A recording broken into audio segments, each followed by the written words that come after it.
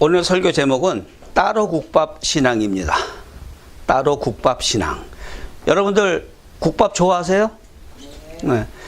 근데 국밥하고 따로 국밥하고 무슨 차이가 있을까요?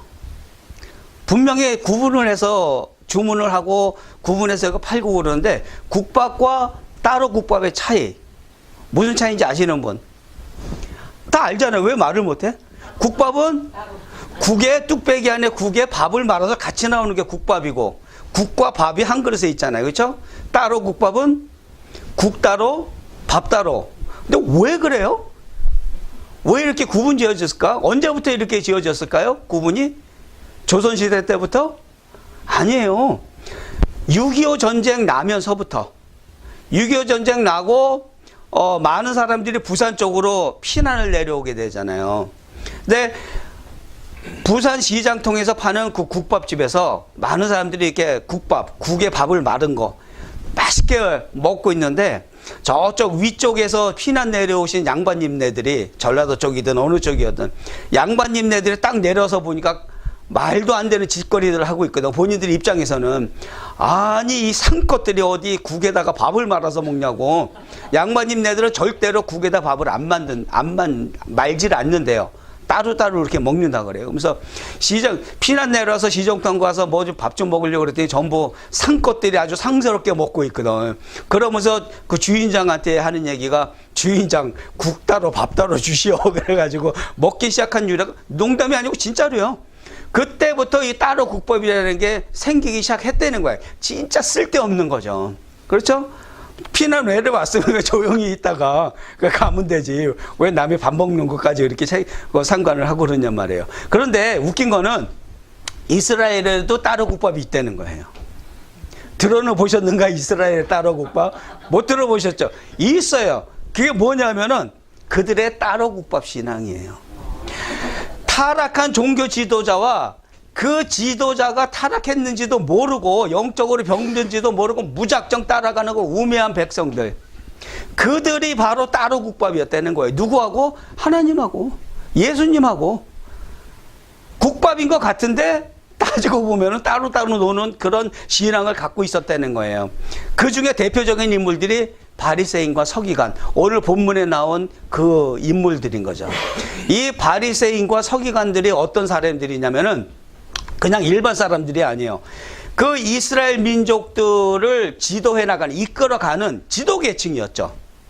영적으로도 그렇고 물질적으로도 그렇고 아주 유력한 자들이었어요.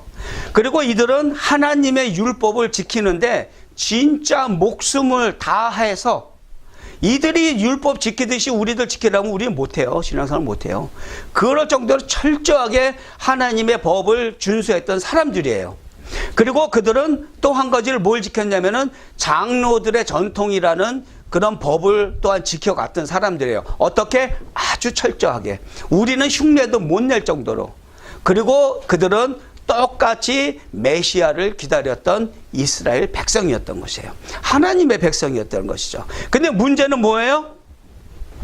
예수님이 오셨는데 그렇게 기다리던 메시아가 하나님의 법을 철저히 지키면서 구원받기 위해서 또 기다리고 있던 메시아를 기다리고 있었는데, 그 메시아가 정작 왔는데 그 메시아이신 예수님과 따로 국밥이었다는 거예요. 하나 되지를 못했다는 거예요. 그 이유가 뭐예요? 첫 번째 메시지, 두려움 때문에 그랬다는 거예요. 본문 말씀에 바리새인들과 또 서기관 중 몇이 예루살렘에서 와서 예수께 모여들었다. 이 사람들이 예루살렘에서부터 사람들을 파견했어요. 예수께 모여드는 이유가 뭘까요? 예수님의 가르침이 너무 훌륭해서, 그 설교가 너무 훌륭해서, 너무 심오해서 그 진리를 좀 깨달으려고 왔을까요? 아니란 말이에요.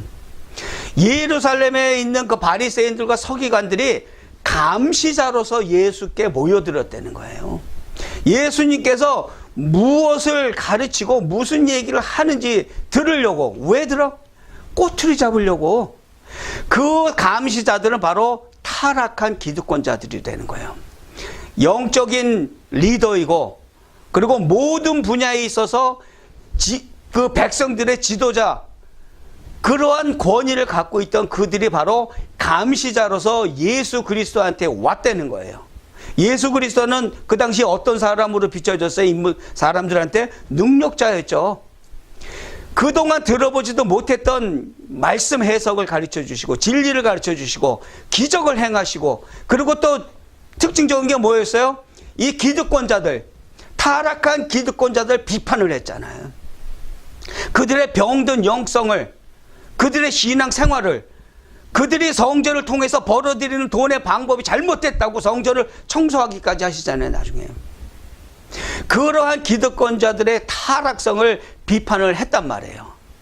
그래서 이들이 예수 그리스도를 올가매기 위해서, 꼬투리를 잡아서 사형시키기 위해서 스파이를 보낸 거죠.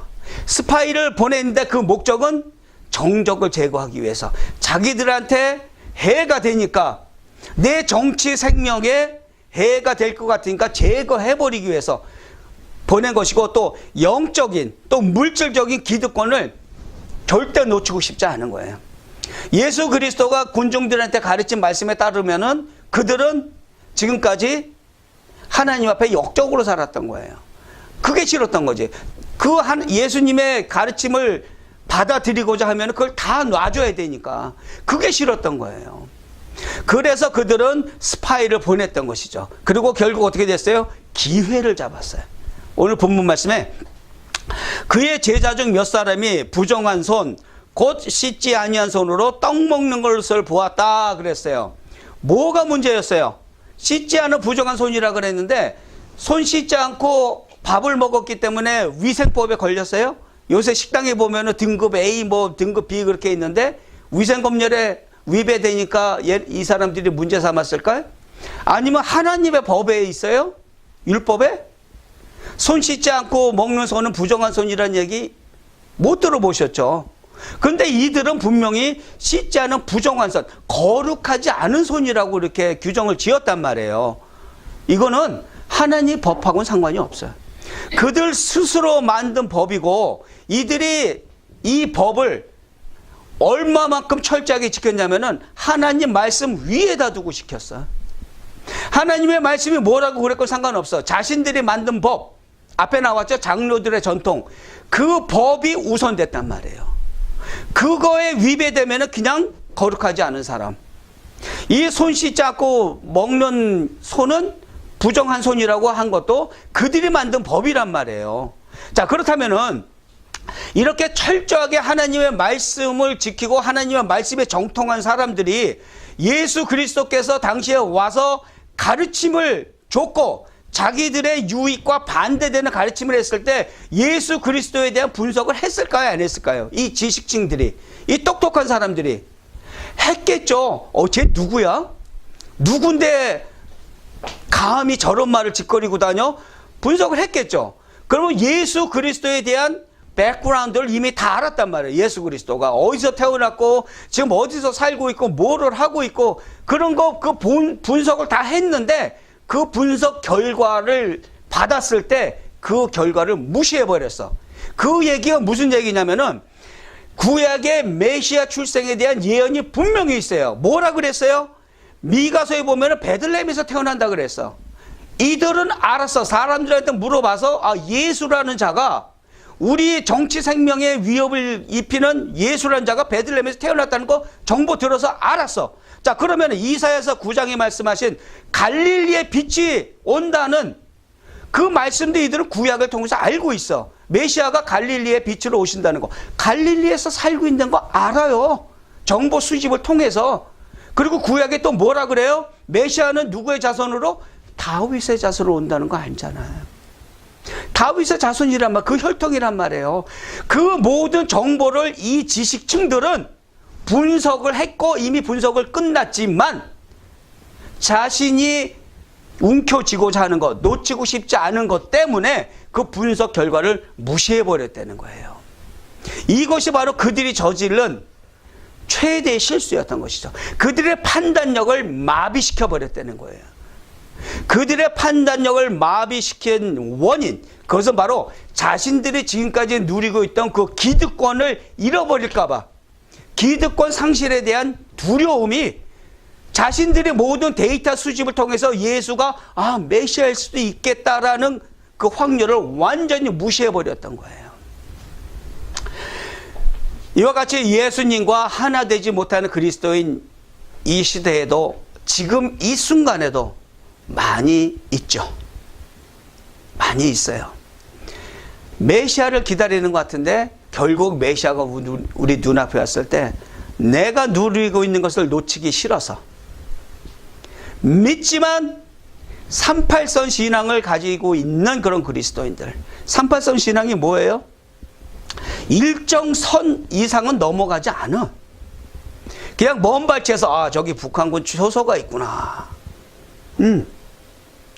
그 철책선을 넘어가진 않는단 말이에요. 너무 오래도 그 철책선을 무너뜨리려는데도 아주 굳건히 그 38선을 지키고 있단 말이에요. 그러면서 뭐라 그래요? 난 구원받았어. 난 진실한 그리스도이냐. 국밥인 것 같은데 국밥이 아니고 따로 국밥이란 말이에요. 그러한 그리스도인이 많다는 것이죠. 그리고 그들의 삶은 어때요? 우리들의 삶이라 그래요. 그렇게 얘기하자고요. 그들의 삶이라 그러면 우리 전혀 상관없는 사람 같이 느껴지니까. 우리들의 삶은 어때요? 그리스도인인지 안 믿는 사람인지 구분할 수가 없어요. 그 사람들이 하나님을, 예수님을 믿는 사람인지 아닌지 언제 알 수 있어요? 주일날 하루 교회 나와 있으면 그때 저 사람 예수님 믿는 사람이었구나, 그렇게 알 수 있어. 그럼 나머지 6일 또는 예배 후에 친교 끝나고 2시 이후에 교회 밖으로 딱 나가면 그 사람은 그리스도인으로 보일 수도 있고 안 보일 수도 있는데 그렇게 안 보이는 사람이 많다라는 게 현실이에요. 그게 현실이란 말이에요.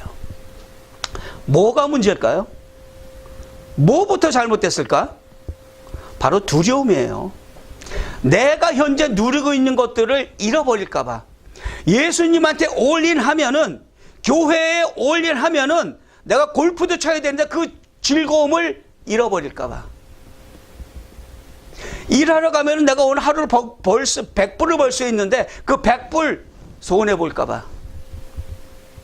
그 두려움이 우리를 잡고 있단 말이에요. 그 두려움 때문에 예수님이 앞에 있어도 그 손을 잡을 수가 없다는 거예요. 빌립보서 4장 말씀이에요. 나의 하나님이 그리스도 예수 안에서 영광 가운데 그 풍성한 대로 너희 모든 것을 채우시리라. 아멘. 아멘. 너희 모든 것을 채우시리라. 상실에 대한 두려움, 내가 누리고 있는 것, 내가 소유하고 있는 것, 그것을 잃어버릴까 봐 두려워하는 것, 그 두려움을 버리라는 거예요. 하나님께서 채워주신다는 거죠.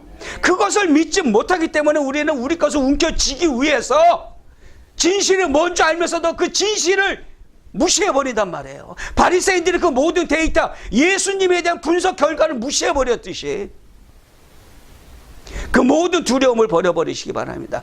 예수님과 동행하는 참 그리스도인들에게 부어지는 하나님의 축복하심, 그 풍성하게 부어주시는 복을 누리시기를 주님의 이름으로 축원합니다. 아멘. 아멘. 자, 두 번째, 예수님과 따로 국밥일 수밖에 없는 이유는 자기의, 쉽게 얘기해서 이기심. 바리새인들과 모든 유대인들은 장로들의 전통을 지켜 손을 잘 씻지 않고서는 음식을 먹지 아니하며, 또 시장에서 돌아와서도 물을 뿌리지 않고서는 먹지 아니하며, 그 외에도 여러 가지를 지켜오는 것이 있으니 잔과 주발과 놋그릇을 씻음이러라 그랬어요. 장로들의 전통을 지켜온다 그랬어요. 자, 이 장로들의 전통이 지금 여러 개 엄청나게 많은 가지수가 있어요. 아주 성스럽게 살아가는 생활 규범을 아주 조각조각 나눠놨는데, 오늘 본문에 나온 세 가지는 뭐냐면은 손 씻는 전통이라는 게 있어요. 손 씻는 전통은 뭐냐면은 지금 유대인들 현재까지 이렇게 지키고 있어요. 전통 유대인들은, 사이비 유대인들은 절대 안 해요. 자, 손을 씻는데 밥을 먹기 전에 손을 씻어. 얼핏 들으면은 참 합리적이죠? 깨끗하게 손 씻고 밥 먹으면 되는데, 이들이 손 씻을 때 어떤 법칙이 있냐면은 이렇게 비벼서 씻어도 안 돼. 흐르는 물에 이렇게 손을 갖다 대는데 손목 위까지 젖으면 또 안 돼. 쓸데없는 짓들을 하고 있는 거예요. 왜? 자기네가 만들었는데 그걸 지켜야 된다고 믿고 있는 거야. 하나님 말씀 위에 그런 법을 만들어, 그게 장로들의 전통 또는 장로들의 유전이라고 하는 거예요. 또 그 다음에 물 뿌리는 전통은 뭐냐면은, 밖에 이 유대인들이 밖에 갔다 오면은 유대인이 아닌, 하나님의 선민이 아닌 이방 민족하고 스쳐 지나가게 되잖아요. 그렇죠? 잠시라도 이렇게 스쳐 지났을까봐, 거룩하지 않은 사람들하고 이 컨택이 있었을까봐 밖에 나갔다 들어오면은 차라리 샤워를 하지. 그럴 것 같으면 물 딱 튕겨서 딱 튕겨 물 뿌려. 그게 물 뿌리는 전통이에요. 저작거리 갔다 오면 자기가 좀 더러워졌다 이거야. 영적으로 쓸데없는 짓 하고 있는 거예요. 그 다음 뭐예요? 그릇 씻는 전통. 잔과 주발과 녹그릇을 씻어. 깨끗해도 또 씻어. 왜 씻게요? 이방인이 만들었기 때문에. 자기네들은 그릇 만드는 사람들이 없었어. 이방 지역에서 만든 그릇이기 때문에 자기들이 음식 먹기 전에 그 더러운 이방들, 거룩하지 않은 이방들이 만든 그것도 씻는 거야. 깨끗한데도 쓸데없는 짓 하고 있는 거죠. 이게 바로 장로들의 전통이라는 거예요. 이걸 안 지켰다고 지금 시비 걸고 있는 거야. 예수님의 제자들이 손을 안 씻고 떡을 먹었다고 지금 시비를 걸고 있는 거예요. 법정으로 끌고 가기 위해서. 이들이 이 장로들의 전통을 왜 만들기 시작했냐? 그러면은 이들이 죄를 짓고 하나님한테 징계를 받아서 어떻게 됐어요? 남유다 북이스라엘 완전히 차례대로 망하고 포로로 끌려갔잖아요. 포로지 가니까 무슨 문제가 있어? 죄 문제를 해결할 성전이 없단 말이에요. 제사를 지내고 피의 제사를 지내고 죄 씻음 받고 죄 문제를 해결해야 되는데 그럴 성전이 없어. 포로지니까. 그래서 이들이 결코 생각하는 게 뭐냐면은 이러한 규칙들을 만들어낸 거예요. 하나님의 율법을 좀 더 확실하게 지키기 위해서 만들어낸 게 장로들의 유전이란 말이에요. 생활 규범인데 더욱더 강화시켜 놓은 거죠. 하나님 말씀보다 더 위에. 자, 근데 첫 번째 시도는 좋았어요. 최초의 시도는 뭐였냐면은 우리 조상들이 또 내가 하나님의 말씀에 어긋난 삶을 살았기 때문에 징계받아서 우리 이스라엘이 멸망했고 포로지로 끌려왔으니까 우리 이제부터 잘해야 된다. 하나님이 우리한테 뭐라고 말씀하셨느냐? 내 말을 잘 들어라. 그러면 내가 너희들을 내 백성으로 삼겠다. 그 약속을 하셨는데 우리가 그 말을 안 들었기 때문에 요 모양 요 꼴이 됐잖아. 그러니까 이제부터 하나님의 말씀을 잘 듣고 그대로 따라서 살자라고 시작했던 게 첫 번째 아이디어였어요. 너무 좋은 거죠. 회개하고 돌아서려고 하는 노력이었는데 그렇게 하나님의 말씀을 지키려다 보니까 좀 더 많은 세부 사항이 필요했던 거예요. 그래서 이럴 때는 이렇게 하고 저럴 때는 저렇게 하고 만들어낸 게 바로 장로들의 전통이었고 그것은 바로 그들의 죄 문제를 해결하기 위한 방편이었단 말이에요. 그런데 시간이 지나면서 어떻게 해야 돼? 하나님의 법을 지키기 위한 그 본질이 변질이 돼버렸어. 발음 잘하세요. 본질이 변질이 된 거예요. 변질이 본질된 거 아니고 헷갈리지 마세요. 본질이 변해버렸어. 이게 무슨 얘기냐면은 이들이 하나님의 법을 안 지켰기 때문에 이렇게 징계를 받았구나. 회개했던 마음이 다시 돌이키고자 했다는 마음이 차차 어떻게 변했냐면은 하나님의 말씀을 따라서 살면은 축복을 받는구나. 하나님께서 그렇게 말씀하셨으니까 점차 시간이 가면서 회개의 포션은 줄어들고 하나님의 말씀을 따라서 내가 법을 지키고 살면은 하나님이 이렇게 왕창 부어주시겠구나 하는 그 본질이 아닌 기복신앙이 자꾸 커졌던 거예요. 시간이 흐르면서. 그래서 그들이 이 장로의 전통, 처음에는 하나님의 법을 잘 지키기 위해서 만들었던 이 장로들의 전통들을 축복받기 위한 방편으로 변질이 됐다는 거예요. 그 무슨 얘기예요? 기복신앙이죠. 본질이 하나님의 말씀을 잘 듣고 따라가고자 했던 그 본질이 변질이 돼서 기복신앙으로 변해버렸다는 거예요. 웃기는 짬뽕이 신앙이 됐던 거죠. 여러분들 지금까지 웃기는 짬뽕 말로만 들었죠. 이게 웃기는 짬뽕이에요. 얼핏 보면 짬뽕 같이 보여요. 근데 국물이 없어. 근데 먹어보면 짬뽕 맛이야. 웃기는 짬뽕이니까 이게. 자, 이에 바리새인들과 서기관들이 예수께 묻되 어찌하여 당신의 제자들은 장로들의 전통을 준행하지 않냐고 부정한 손으로 떡을 먹나이까 그랬어요. 어찌하여 당신의 제자들은 장로들의 전통을 준행하지 아니하니까 하고 정죄를 하고 있는 거야. 예수님을. 감히 예수님이 바로 율법의 본질인데 안식일의 주인은 누구라 그랬어요? 예수님 자신이라 그랬단 말이에요. 율법의 본질이 바로 예수님인데 예수님한테 대놓고서 지금 정죄를 하고 있는 거예요. 뭘로? 인간이 만든 법으로. 장로들의 전통 가지고 그렇게 웃기는 짓을 하고 있다는 거예요. 이 장로들의 전통을 목숨과 같이 지키려는 자들. 왜 그래요? 스스로 의로워지려고. 자신의 법으로, 자신의 행위로 자기가 의로워지기 위해서 지켜온 것들이 바로 그 장로들의 전통이었고, 바로 바리새인들과 서기관들이 그러한 사람들이었다는 것이죠. 바로 자기의에 딱 갇혀가지고, 자기 이기심에 완전히 갇혀가지고 본질을 볼 수 없는 장님이 돼버렸기 때문에 본질과는 자꾸 멀어지는 웃기는 짬뽕이 돼버렸다는 거예요. 완전히 뒤죽박죽 돼버렸죠. 지금 세대가 그래요. 세대가 너무너무 악하다 보니까 교회가, 목사가, 장로가, 그리스도인이 세상 사람만도 못한 그런 신앙생활들을 하고 있어요. 세상 사람들이 지금 우리 교회들을 바라봤을 때 이런 시각으로 바라보는 사람들 많을 거예요. 창피한 얘기지만은 사실이에요. 이렇게 뒤죽박죽이 된 신앙생활, 종교 활동을 하기 때문에 그래요. 종교 활동. 제가 누누이 말씀드렸죠. 기독교는 종교가 아니라고. 그냥 삶이에요. 살아계신 하나님과 나와의 관계고 그냥 삶이지 종교가 아니란 말이에요. 그런데 많은 기독교인들이 자기의 이기심을 채기 위해서, 자기의 의를 충족하기 위해서 기복신앙을 하고 있다는 거예요. 그것은 바로 종교활동이란 말이죠. 종교활동이 뭐예요? 내가 선택한 신을 통해서 그 신이 원하는 것을 해주고 내가 원하는 것을 받아내는 것, 그것이 바로 종교활동이란 말이에요. 우리 기독교는 종교활동이 아니라는 거죠. 자기 의로 가득 찬 그런 종교활동, 정죄하고 절대로 용서할 수 없고 이해하지도 못하면서 이해하는 척, 그러면서 하나님의 말씀 아무데나 막 갖다 대고서 정죄하고, 절대로 하나님이 기뻐하는 모습이 아니죠.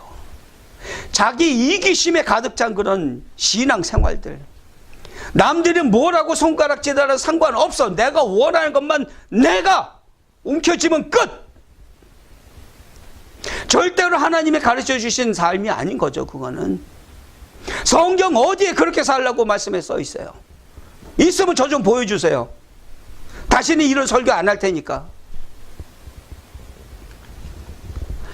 로마서 10장 말씀이 전합니다. 내가 증언하노니 그들이 하나님께 열심히 있으나 올바른 지식을 따른 것이 아니니라. 하나님의 의를 모르고 자기 의를 세우려고 힘써 하나님의 의에 복종하지 아니하였느니라. 하나님을 대적하는 최대의 적은 나의 의예요. 내 이기심이란 말이에요.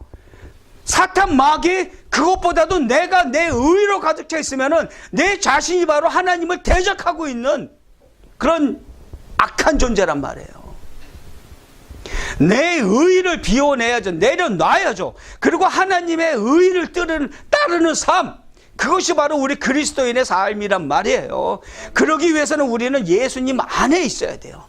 예수님 밖에 떨어져 나가서는 절대로 하나님 의 안에 있을 수가 없어. 왜? 우리 스스로 의로워질 수 있는 상태가 아니기 때문에 우리 그런 존재가 될 수가 없단 말이에요. 어떤 우리 생활의 규칙을 내가 만들어냈어도 그건 내 인간의 법이고 인간의 규칙일 뿐이지 하나님의 의와는 전혀 상관없는 법칙이란 말이죠.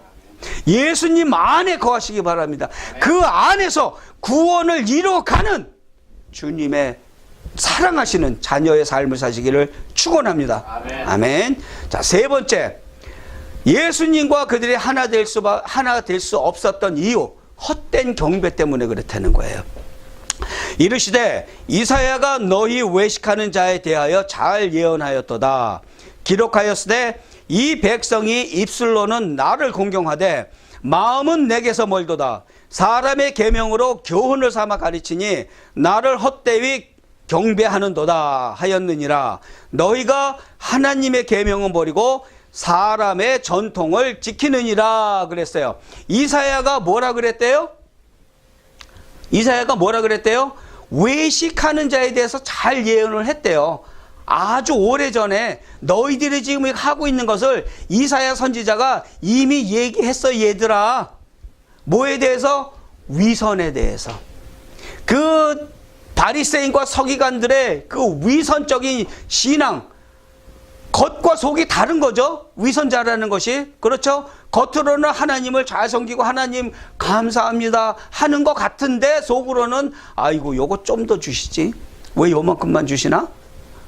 기왕이면 로또 하나 맞게 해주시지. 그리고 실제적으로 돈이 생기면 어떻게 해요?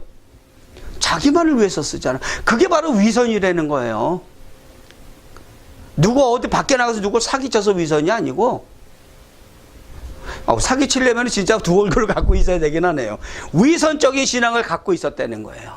그들의 신앙이 바로 그런데 그것이 바로 사람의 계명이었다는 거예요. 장로들의 전통이라는 것, 그들이 의로워지려고 만들어낸 법이지만 결국은 위선이었고, 그 사람이 만든 그 계명은 자기들이 축복받기 위한 방편밖에 안 됐다는 거예요. 하나님 앞에 거짓을 얘기하고 있는 거죠. 겉으로는 거룩한 척, 거룩하게 되기 위하여 우리는 이러한 법을 만들었고 이것을 지키니까 너희들도 지키라고 우매한 백성들을 이끌고 갔는데 결국은 자신들의 기득권을 사수하기 위한 방법으로 변질이 됐다는 것이죠. 그 결과가 뭐예요? 헛된 경배라는 거예요. 하나님을 예배하지만 하나님이 전혀 받지 않으시고 하나님과 관계없는 그런 예배를 드렸다는 거예요. 그러면은 어떤 예배가 참된 예배인가요?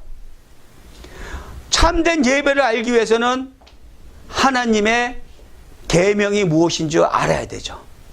왜냐하면 하나님의 계명을 지키는 삶이 바로 예배하는 삶이니까. 하나님의 계명이 어떤 게 있어요? 구약에 613개의 율법이 있었죠. 그렇죠? 그러니까 우리가 머리 나빠서 하나님이 어떻게 해주셨어? 10개로 줄여주셨잖아. 요약 정리해 주셨잖아요. 그렇죠? 그래도 안 되니까 예수님이 오셔서 뭐라 그러셨어? 2가지로 줄여주셨잖아. 웃기죠? 구약의 613개 계명 딱 줄이면 뭐가 되는 줄 아세요? 하나님 사랑, 이웃 사랑. 딱 2가지예요. 그걸 못 알아들으니까 10가지로 주셨는데 10가지 계명, 10계명에서 1번부터 4번까지 계명은 하나님의 사랑에 대한 계명이에요. 하나님과 나와의 관계. 그리고 5번째부터 10번째 계명은 이웃과 나와의 관계성에 대한 계명이란 말이에요. 결국 하나님의 사랑과 하나님을 사랑해야 된다는 것과 이웃을 사랑에 대한 그 사랑을 가르쳐 주신 게 10계명이란 말이에요. 그러고 나서 예수님께서 딱 신약시대에 오셔가지고 아이고 이 돌다가리들 딱 2가지로 정리해 주신 게 뭐예요? 하나님 사랑, 이웃 사랑. 하나님의 계명이 딱 이거란 말이에요. 다른 거 없어요. 위로 하나님을 사랑하고 아래로 이웃을 내 몸과 같이 사랑하는 것, 그것이 바로 하나님의 계명을 지키는 삶, 하나님 사랑, 그리고 이웃 사랑이란 말이에요. 이것이 바로 참된 경배란 말이에요. 헌금 많이 해서 하나님 가난하지 않아요. 절대 가난하지 않아요. 하나님 가난해서 우리 헌금하는 거 아니에요. 우리 믿음을 표현하는 거지. 하나님의 나라가 이 땅에서 더 확장되는 일에 쓰임 받기 위해서, 사랑을 표현하기 위해서 헌금하는 거지. 이것이 바로 참된 경배란 말이에요. 근데 구약시대 때 어떤 일이 있었어요? 가인과 아벨 사건이 있었죠. 여러분들 기억하시죠? 본 적이 없어서 기억 못해? 중앙일보 안 나와서 몰라요? 제가 다시 한번 그 기사를 한번 리뷰를 해드릴게. 가인과 아벨은 아담과 하와의 자손이었죠. 그렇죠? 자, 그랬는데 가인은 땅의 소산으로, 곡물이었겠죠? 땅의 소산, 곡물로 제사를 드렸어. 열심히 일을 했죠. 땅 가는 거 보통 힘들어요. 저는 텃밭에 그 깻잎 씻는 거 올해는 포기했어. 너무 힘들어가지고. 그 정도로 힘든 일인데, 얘는 열심히 일해가지고 땅의 소산으로 하나님 앞에 예배를 드렸단 말이에요. 근데 아벨은 목동이 됐어. 양을 길러가지고 그 양의 첫 새끼로 하나님을 예배를 했단 말이에요. 근데 문제는 뭐였어요? 하나님이 차별을 하셨어. 하나님이 받아들이신 것은 양의 첫 새끼. 그렇죠? 그리고 가인의 제물은 어떻게 하셨어요? 가인과 가인의 제물은 안 받으셨어. 가인의 제물만 안 받은 게 아니고 하나님이 받으신 거는 아벨과 아벨의 제물을 받으셨단 말이에요. 아벨의 제물만 받은 게 아니고 중요해요. 이렇게 차별하신 이유는 하나님의 육식을 좋아하셔서? 아니란 말이에요. 아니에요. 창세기에 뭐라 그러냐면은 여호와께서 가인에게 이르시되 네가 분하여 함은 어찌 됨이며 안색이 변함은 어찌 됨이냐. 내가 선을 행하면 어찌 낯을 들지 못하겠느냐. 선을 행하지 아니하면 죄가 문에 엎드려 있느니라. 죄가 너를 원하나 너는 죄를 다스릴지니라. 가인이 죄성을 가지고 살아왔다는 거예요. 자기 제사가 안 받아들여지니까 어떻게 했어? 분을 내고 안색이 변했단 말이에요. 성경에서 안색이 변했다는 그 말은 굉장히 심각한 말이에요. 그 죄성이 그만큼 드러났다는 거예요. 갑자기 죄가 나타난 게 아니고 평소 삶이 그랬다는 거예요. 그랬는데 아벨은 어때요? 히브리서가 뭐라고 준 거예요? 믿음으로 아벨은 가인보다 더 나은 제사를 하나님께 드림으로 의로운 자라 하시는 증거를 얻었으니 아멘. 아벨은 제사를 어떻게 드렸대? 믿음으로. 그 믿음 어떻게 생겼어요? 홍길용 목사 그 설교도 안 들었는데? 어디 유명한 목사님한테 설교도 안 들었는데 그 믿음 어떻게 생겼어요? 믿음은 어떻게 생긴다고? 들으면서. 어디 설교 가서 듣지도 않았는데 누구한테 들었어요? 부모한테. 아담과 하와가 에덴 동산에 쫓겨날 때 하나님이 뭐 해주셨어요? 동물 가죽 벗겨서 옷을 만들어 주셨단 말이야. 동물 가죽 벗기면 어떻게 돼? 피나잖아요. 피의 제사, 죄 사함을 받을 수 있는 제사법을 가르쳐 주셨단 말이에요. 그 아담과 하와한테. 그러면은 아담과 하와가 쫓겨나서 자식을 낳고 살면서 그 당시에 무슨 얘기하면서 애기들을 육아를 했을까? 뭐 요새 뭐 유명한 뭐 그 드라마 뭐 무슨 사제? 무슨 사제라고 뭐 유명한 드라마 있다. 그 드라마 얘기해 주면서 키웠을까요? 아니면 뽀뽀뽀 얘기 들려주면서 애기들 키웠어요? 아담과 하와가 알고 있는 건 뭐예요? 하나님밖에 없어. 그리고 또 에덴에서의 삶, 그 기억밖에 없단 말이에요. 아담과 하와가 가인과 아벨을 낳고서 그 아이들이 성장하면서 계속 에덴 생활에 일했단다. 하나님은 이런 분이란다. 우리가 이렇게 죄를 지어서 쫓겨났는데 하나님께서 이렇게 짐승을 잡아가지고 피를 내서 제사를 우리 죄를 용서해 주시고 옷을 입혀 주셨다라는 말을 계속 했단 말이에요. 구전이 됐고 가인과 아벨은 그 말을 듣고 자랐는데 아벨은 그 전에 들은 말, 하나님에 대한 말을 기억하고 그대로 성장해가지고 그래 나는 목동이 될 거야. 목자가 돼서 양을 키울 거야. 그러고서 그 결과물로 첫 열매로 양의 첫 새끼를 하나님 앞에 예배를 드렸단 말이에요. 하나님 마음에 흡족한 거지. 그러니까 하나님께서 의로운 자라고 하셨대잖아요. 아멘. 그 믿음이 아벨의 평소 삶이셨단 말이에요. 그러니까 결국 하나님께서 받으신 것은 아벨의 삶을 받으신 거란 말이에요. 그것이 바로 예배자의 삶이라는 거예요. 심각한 얘기예요. 아무리 우리 헌금 100만 불을 매주마다 갖다 줘봐. 아무 소용없어요. 우리 삶이 엉망이면은, 하나님과 관계없는 삶이라면은 진짜 한 추억씩 다이아몬드를 갖다 쏟아 부어도 하나님 그거 몰라요. 안 보셔. 우리들의 삶이 예배자의 삶이어야 된다는 것이에요. 그러한 삶을 살 때 우리는 예수님과 관계 있는 사람인 거고, 예수님 안에서 사랑할 수 있는 사람이에요. 예수님을 벗어나서는 우리는 사랑조차 할 수 없는 그런 악한 사람이란 말이에요.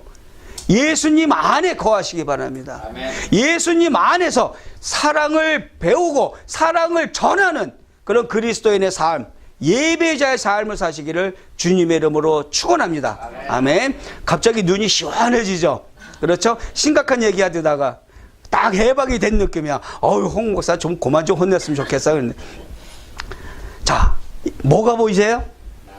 나무. 나무를 이루고 있는 것은 가지와 나무 몸통이죠. 그렇죠? 가지와 몸통을 이룬 것이 나무인데, 이 나무 몸통에서 가지가 빠지면 어떻게 될까요? 가지가 떨어져 나오면은, 이 나무에서 가지를 빼. 그럼 뭐가 돼요? 몸통은 그대로 있죠. 몸통은 그대로 있고 가지는 거기서 떨어져 나오는 거야. 떼낸 거예요. 그럼 뭐가 돼? 뗏목? 뗏목은 강 건널 때 쓰는 거고. 죽은 가지. 나무에서 떨어져 나오는 순간부터 죽어가는 거예요. 그리고 결국은 말라서 썩지. 썩은 나무, 죽은 나무가 된단 말이에요. 말씀에 뭐라 그래요? 요한복음 말씀에 나는 포도나무요 너희는 가지라. 그가 내 안에 내가 그 안에 거하면 사람이 열매를 많이 맺나니 나를 떠나서는 너희가 아무것도 할 수 없음이라. 사람이 내 안에 거하지 아니하면 가지처럼 밖에 버려져 마르나니 사람들이 그것을 모아다가 불에 던져 사르느니라. 나무에서 떨어져 나온 가지는 모아다가 불쏘시개로 쓰신대요. 무서운 얘기예요. 여러분들은 죽은 가지입니까? 나무에 붙어있는 가지입니까? 우리 날마다 묵상해 봐야 돼요. 나는 포도나무에 붙어있는 포도나무 가지인가? 그 가지에 열매를 맺을 수 있는, 포도송이를 풍성하게 맺는 그런 가지인지, 예수님께로부터 떨어져 나와서 따로 떠돌고 있는 죽은 가지인지 우리 심각하게 생각해 봐야 됩니다. 예수 그리스도께서 이 땅에 오신 것, 우리들을 살리기 위해서 오셨어요. 우리들을 죽은 가지로 내버려 놓기 위해서 오신 게 아니란 말이에요. 우리들을 살아있는 가지, 열매 맺는 가지로 만드시기 위해서 십자가에서 그 모진 고통을 참으시고 피를 뿌리시고 그렇게 죽으시고 다시 살아나셨단 말이에요. 우리를 살리기 위해서 그 모든 과정을 거치셨다는 거죠. 여러분들이 움켜쥐고 있는 그 모든 것들, 그것이 무엇이 되었건 간에 그것을 잃어버릴까 봐 두려워하는 마음을 버리시기 바랍니다. 절대로 두려워하지 마세요. 예수님과 동행하는 자에게는 우리가 상상치도 못하는 방법으로 이루어주시고 부어주시는 줄 믿으시고 그 풍성한 삶을 누리시기를 축원합니다. 하나님 안에서 하나님의 의를 따르세요. 내 의를 버리고 내 이기심을 버리고 예수님 안에서 예수님과 동행하면서 하나님께서 약속하신 그 구원을 이루어 가시기를 또한 축원드립니다. 그러기 위해서 예배자의 삶을 사시기를 바랍니다. 예배자의 삶, 사랑을 베푸는 삶입니다. 우리 스스로가 사랑을 베풀 수 있는 존재가 못 돼요.